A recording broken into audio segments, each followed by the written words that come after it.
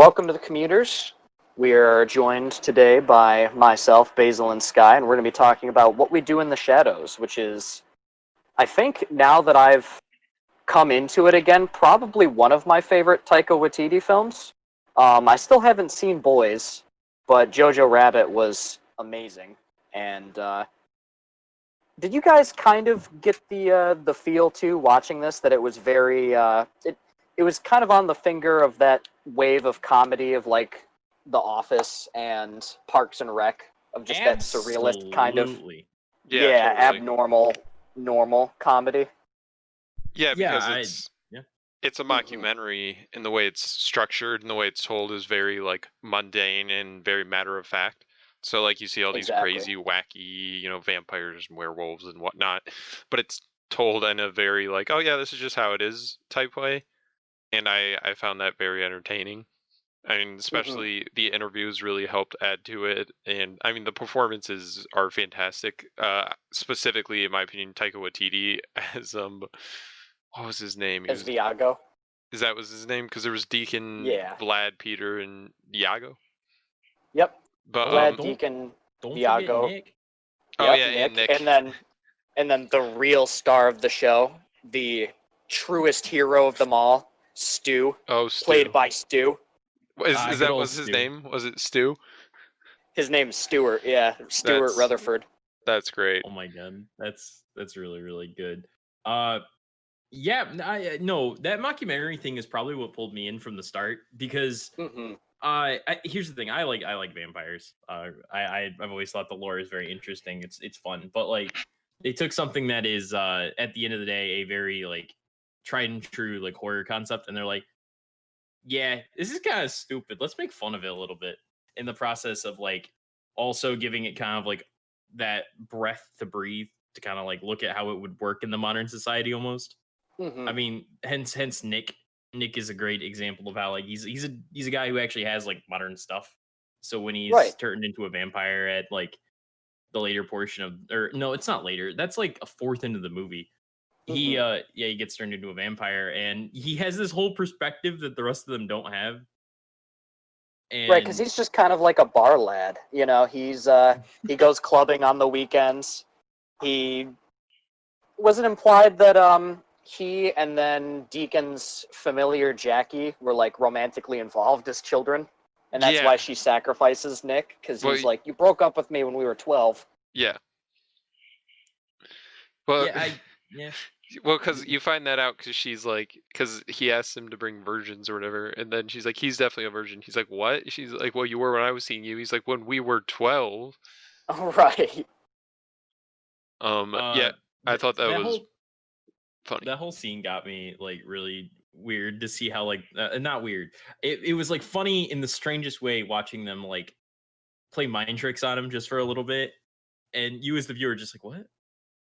If you get what I mean by that. When he's running around like in the house. No.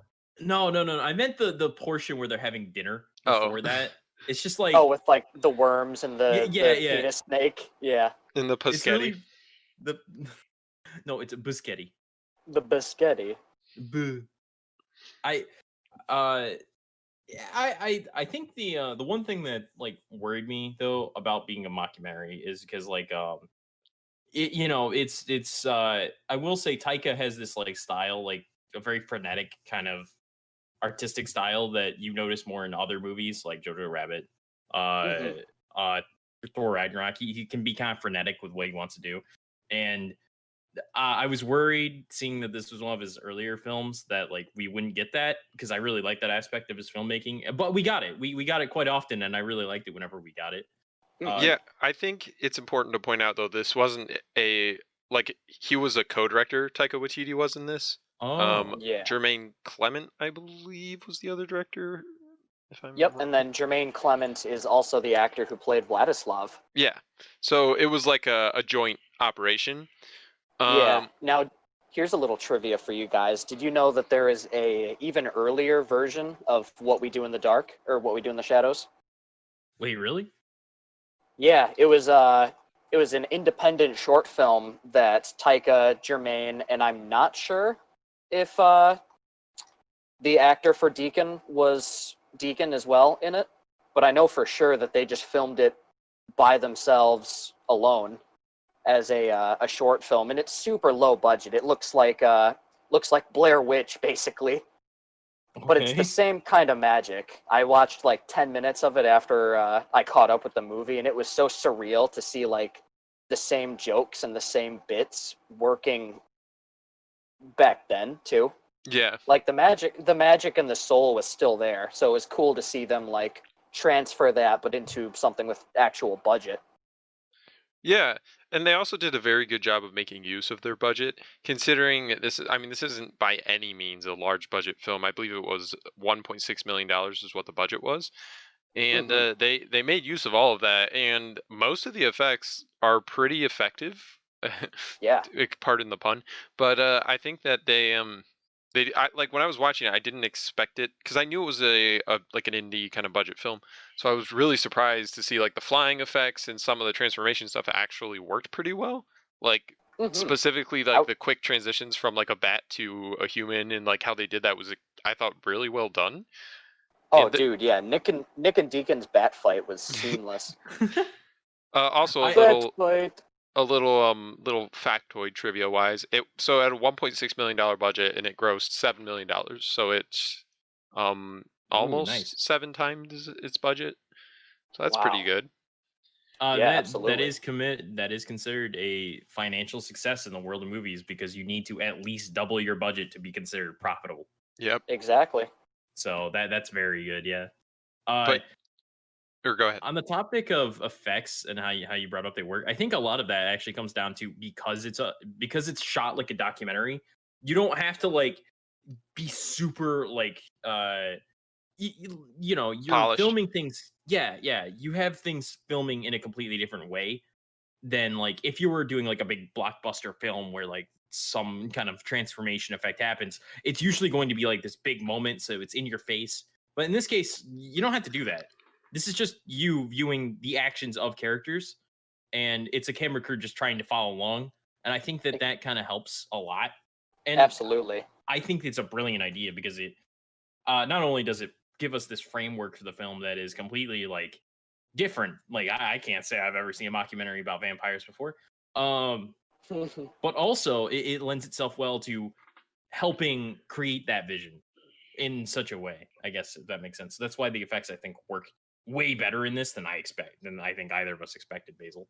Yeah, for Totally. sure. And you can see that, I think, the most clearly in the scene where Stu and all the vampires get attacked by the werewolf lads who are chaining themselves up for the full moon. Because they spend so little time actually like looking at the werewolves, because obviously everyone's scared, they're running. But Yeah. it focuses on them just enough and in just the right way that it doesn't look like it's a bunch of guys in werewolf suits, which is absolutely what it was. Yeah. Yeah, they do a But very good job of especially, I mean, if you notice, all of these kind of effects heavy parts are all in the dark at night, which is great because helps you in really the hide your effects. shadows. Yeah. Oh But man, he got you. he got me. This is a movie I think also that it's not so much about the plot, it's more about Yeah, kind of the characters and like the atmosphere almost of the world or the journey. Like it's just about spending a it's about day with these guys, It's not really there's not some like dramatic arcs for all of them or whatever, although like some of them do kind of have an arc, but there's nothing mhm. really, it's not, you're not going to see I'm trying to think of like a good vampire movie and I'm just completely going blank. Nosferatu. There you go, Yeah, pull one from the Nosferatu's 30s. great. But it's not, and it does have those elements of horror and stuff in it but it's done in a very, cheeky kind of way. So it's Mhm. like the part specifically I'm thinking of is when Nick like first kind of finds out they're vampires and he's like running around the house and they're just like kind of teasing him and the noises they're making are all just super goofy. I Mhm. like that scene to I me was one of the highlights. I think that entire scene where they're following Nick works as a trailer. Just the way that it's shot, you get to see all of the main characters. You understand a little bit about the dynamic going on with these guys, with the kooky house. I still don't know how they do some of the effects. Like when Deacon reaches out of Nick's backpack to strangle him, he Yeah, throws that him one across was the really way. cool. Yeah, I had to Like, watch that one a couple of times back, watching this over again, and go, "Wait, how did they do that?" yeah, and I'm uh, sure, I'm sure a lot of these effects are really simple. Like, actually, I have a theory how they could have done it. It could have been some form of puppetry. Oh, totally. That's what I was thinking. It could have been something along the lines of either puppetry or like they could have potentially just CG'd him into the bag in a way, or did a combination of like a prosthetic kind of like thing. By the way, Right, I've been watching way too much of other channels that talk about like stuff like that. So, but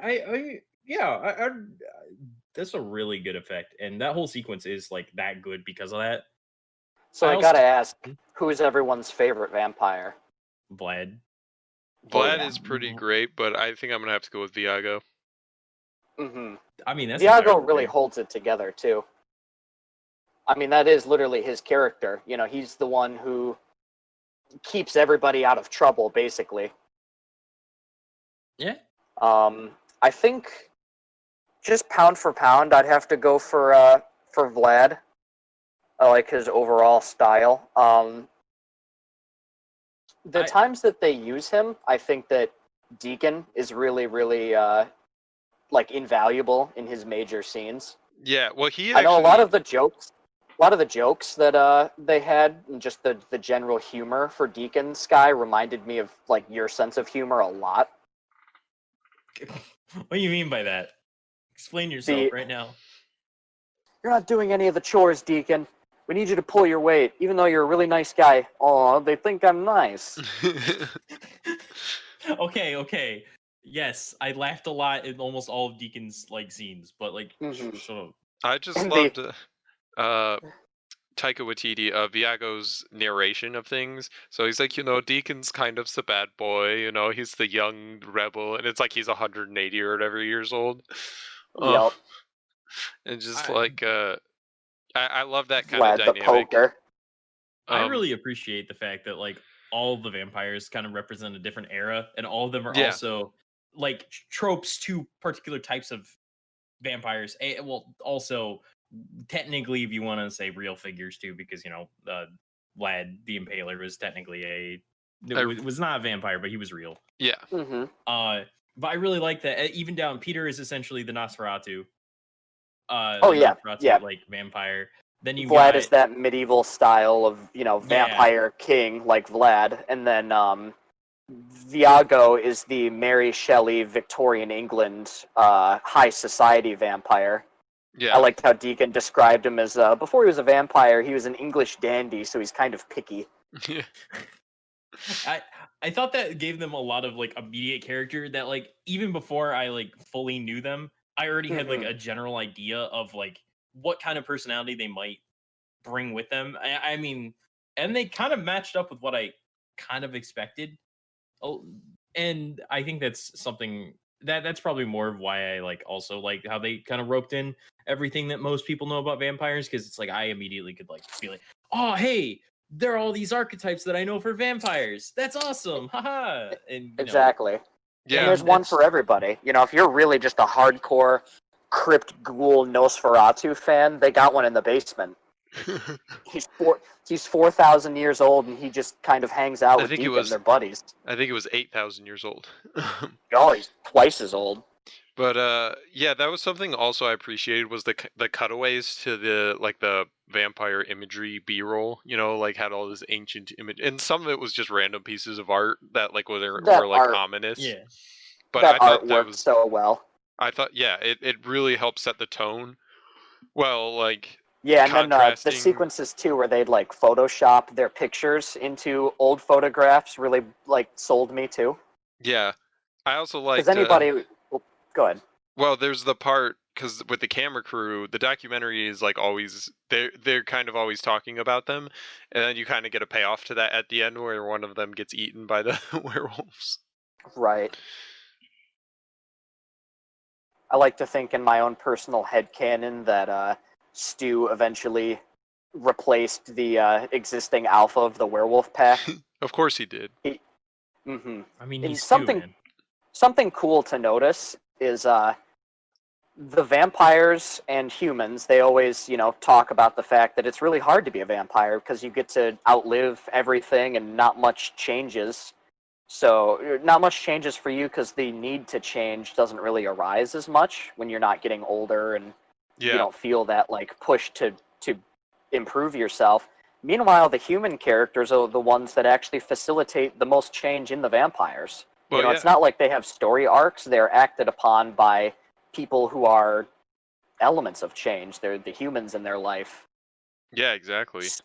Mm-hmm. Because, like you were saying too, that like it's not like there's a lot of character arc going on, but I think that's fine because this is, it's basically just a slice of life in the day of a vampire, but the humans are the ones who create the change. Nick turns Deacon's familiar, so he has to end up partaking in a little bit more responsibility.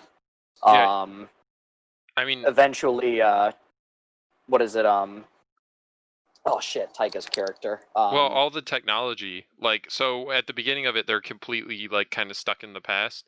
But then when they get Mhm. Nick, he like brings Stu in and he hooks them up to the internet and gets them phones and like gets them around all the technology stuff. And like Right. so some of my favorite bits is like them watching the sunset on YouTube because it's like Yeah, they can't, so good. like, little things like that were great. I loved when he was teaching Vlad about Google Images, and he was, or it was like Facebook or something. And he was like, "Okay, you can click Poke. here if you want to open the link." And he says, "Yeah, all right." And if you want to poke them, you click that. And he goes, "Poke? Yes." Well, he did say he liked poking things.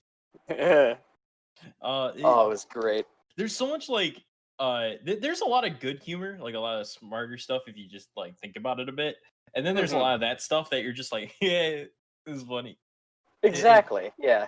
I think a good mix of humor like that is like really important for something like this. It's probably why like uh film's humor works as well as it does. If it was all that kind of humor, I think I might have gotten a little tired of it by the end. Totally. Because, like, Taika Waititi is not, one of those, big brain, high society, you have to have, the most deep of brain lobes to understand my piece of art. And then vice versa. He's not like an Adam Sandler where No, it's all just gags and bits. I mean, a lot of it is kind of his personality and character that just shows through because he's just a very kind of wacky individual. But Right. whenever you see one of his movies, like be it Thor Ragnarok or Jojo Rabbit or this or whatever, it has a very distinct type of. I think it's probably a New Zealander type comedy. Like Hmm. maybe, I mean, as my only real exposure, I don't know. Have you seen Hunt for the Wilder People? That's Never. another Taika Waititi flick, also great. Actually, there's a part in this movie that reminded me of it was the police officers. Another one of my favorite bits. They come in, and then he like hypnotizes them, and then like they're like, oh, what's this? This is unacceptable. There's no smoke detectors, and they're like the dude's Mhm. floating on the ceiling. I love I that. and then it just like keeps going on. They go in the basement and stuff, and It he's felt like, so Hot Fuzz to me, too. yeah, and I liked how Vlad was like, he's like, oh, maybe we should keep them around so they could point out more safety stuff. Because it's like Exactly. Then maybe kill them. they're not like opposed. The vampires aren't opposed to learning new things. They're just kind of ignorant. So like when somebody teaches Exactly. them new things, they're kind of open to it. It's like, hey, maybe this is a good idea. Hmm. Yeah, I loved it. So we've talked about the comedy and the way that the characters work and the overall plot structure. What about the?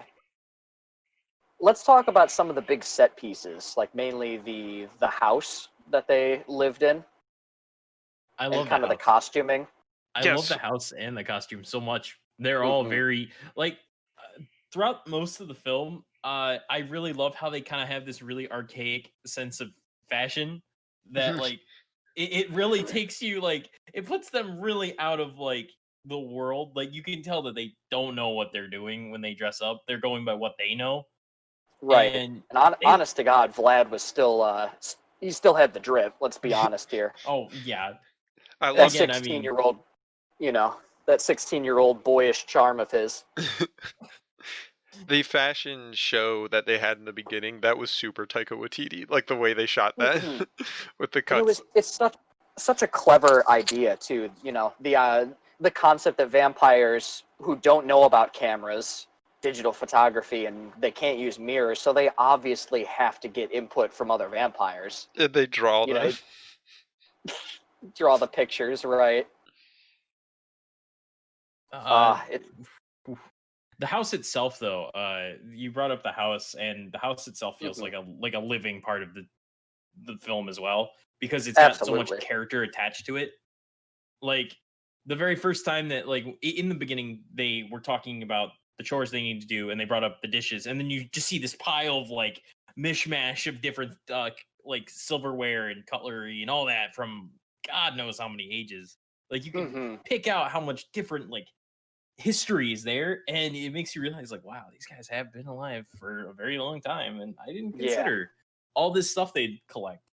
And I really, really loved too all the pictures they would show in B-roll, not just the paintings, but the actual photographs of them from like the 70s, the 60s, going to all of the vampire conventions throughout the ages. Yeah, I totally agree. Also, the house itself also looks very Victorian, which is something that, like, you know, wallpapering and like the upholstering and all that.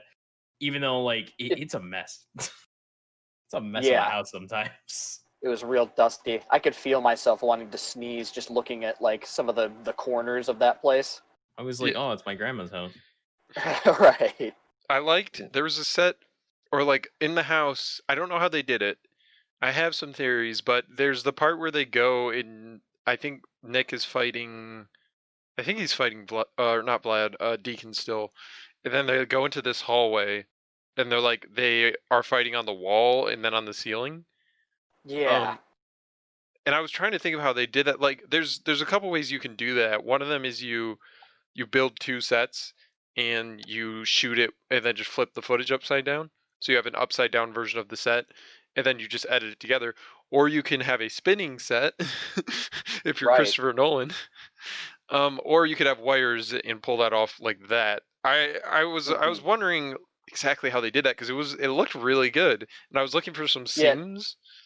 And you can see too that their clothing isn't really pooling down from gravity either. Yeah. Like, it looks like they're standing right. So I think what they must have had to have done is either built that set 3 separate times and 3 different orientations, or just had something like a spinning set to take care of it. Yeah. Either way, I thought it was really cool. I mean, it goes to show just how many tricks you got to employ sometimes to like make things look the way you want them to. That is true. True. Considering the budget of this film, like it also makes you wonder how much of their sets and all that were actually just like natural sets that they found, that they were like, this works, don't need to change it. I like to think that all of the costuming was just Taika Waititi and the rest of the comedians going to like a Salvation Army or a thrift store and just raiding the place. I could see that, but then there's a few pieces here and there that I was like, you would have had to look for these for this style. Like that ballroom court scene where Vlad shows up in the pure white, vampire pimp coat. That was a part where I was like, man, they really because that was like one of the best costumes in the whole thing. Yeah, Vlad didn't play around. I also love that the werewolves, when like they show up and they're just like they're like an AA support group. I thought that was pretty hilarious. Like, it was the perfect way to implement werewolves, not swearwolves. And it was a nice setup too, because then there's a payoff to that later. Right, when they're all swearing during the full moon, he's like, "It's fine, I'm allowed to do it, I'm anxious." I really like their kind of back and forth for a bit, and how Deacon tries to provoke them in like the silliest ways, with like things that just don't even like sound like insults till you consider that they're werewolves. And even then, you're like, He fake throws a stick or whatever, and one of them like turns around to go fetch it. I love it. Yeah, that was really good.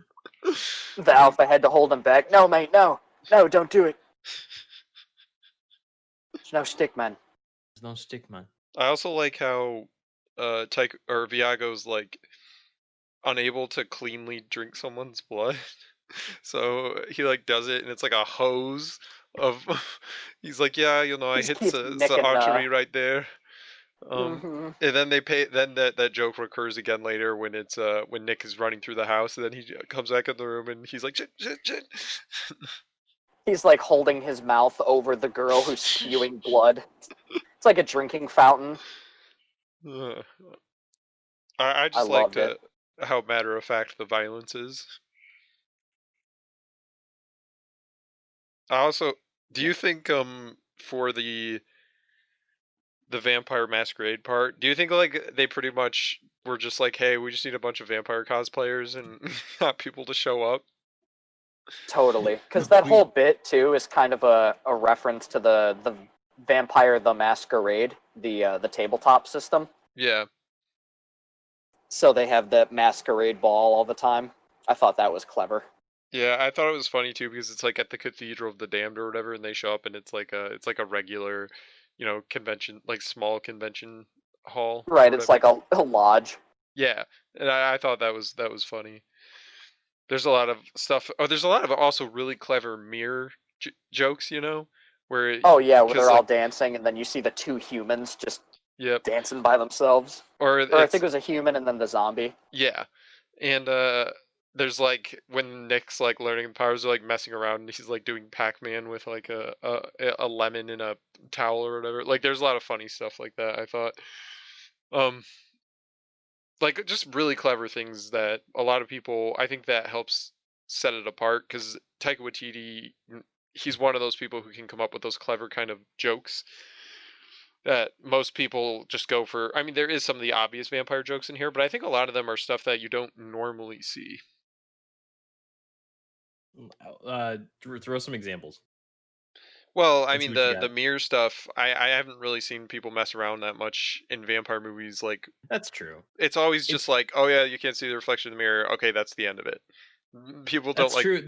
You think you could also use it for like a lot of good like other things too, and even in like traditional vampire movies, they don't really use it either.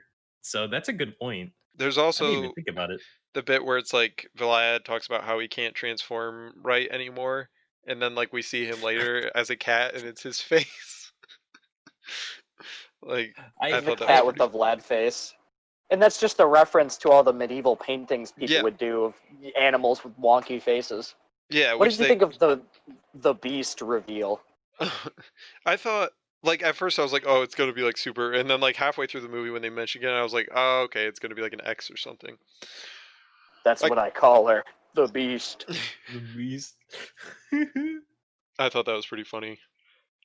I mean, I thought the reveal was pretty good, all things considered, and I'm glad that they gave us a payoff to it because I was curious from the very start about like, what do you mean the beast?